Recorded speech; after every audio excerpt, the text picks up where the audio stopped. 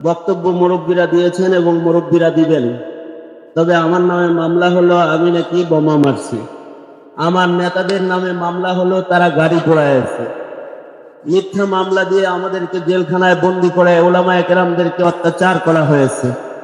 আমরা সরকারের কাছে দাবি জানাবো মামলাগুলোকে দ্রুত মামলাগুলোকে শেষ করে দিন, অন্যথায় আপনারা শেষ হয়ে যাবেন।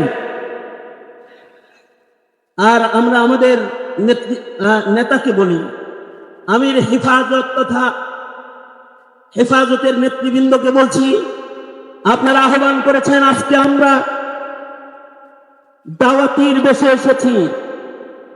আপনারা যদি আহ্বান করেন তো আমরা মুজাহিদের বেশে আগমন করবো ইনশাআল্লাহ।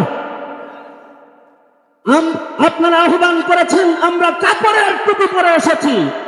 আল্লামা জনায়েব বাবুনগরী বলতেন, প্রয়োজনে লোহার টুপি পরে আমরা হাজির হব ইনশাআল্লাহ।